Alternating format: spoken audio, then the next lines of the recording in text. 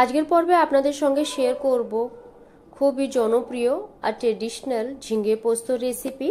নমস্কার বন্ধুরা, সবাইকে স্বাগত জানাই Bengali food with Anima cooking চ্যানেলে। আজও আবার হাজির হয়েছি নতুন সুন্দর একটা ছোট্ট রেসিপি নিয়ে। আশা করছি ভালো লাগবে। ভালো লাগলে একটা কমেন্টের মাধ্যমে আমাকে জানিও।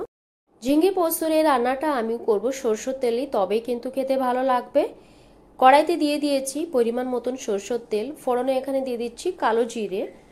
ফোড়নটা যখন একটু ভাজা ভাজা হয়ে যাবে অ্যাড করে দেব কেটে রাখা আলু। প্রথমে আলুটা এখানে সুন্দরভাবে আমি ভেজে নেব। আলুটা এখানে সুন্দরভাবে আমি ভেজে নিয়েছি। এখন অ্যাড করে দেব ধুয়ে কেটে রাখা ঝিঙে। ঝিঙেটা অ্যাড করার পরে আর একবার সবকিছু এখানে আমি মিশিয়ে নেব পরিমাণ মতন লবণ দিয়ে।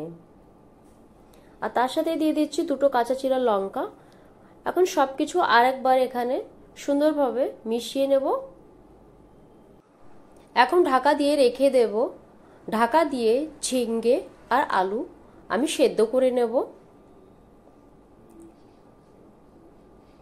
দেখুন কতটা জল ছেড়েছে আর সুন্দরভাবে এখানে ঝিঙে আর আলু সেদ্ধ হয়ে গেছে। দেখিয়ে দিচ্ছি, দেখুন সুন্দরভাবে এখানে আলু আর ঝিঙে সেদ্ধ হয়ে গেছে।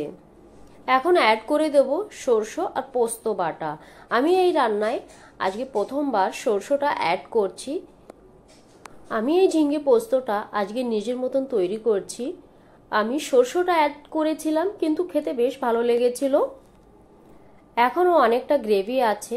গ্যাসের ফ্লেমটা একটু বাড়িয়ে দিয়ে গ্রেভিটা আমি এখানে শুকিয়ে নেব।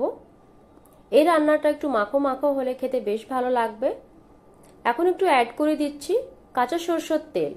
গ্যাসের ফ্লেমটা হাইতে করে গ্রেভিটা আরেকটু আমি এখানে শুকিয়ে নেব। দেখুন বন্ধুরা, তেলটা আলাদা হতে শুরু করেছে, তার মানে ঝিঙে পোস্তর এই রান্নাটা একদম কমপ্লিট হয়ে গেছে। আজ ছোট্ট একটা ভিডিও শেয়ার করেছি, আশা করছি ভালো লেগেছে। ভালো লাগলে একটা লাইক আর কমেন্টের মাধ্যমে আমাকে অবশ্যই জানিয়ে চ্যানেলটাকে সাবস্ক্রাইব করে পাশে থেকো। দেখা হচ্ছে পরবর্তী অন্য কোনো ভিডিওতে। ততক্ষণের জন্য টাটা, বাই বাই।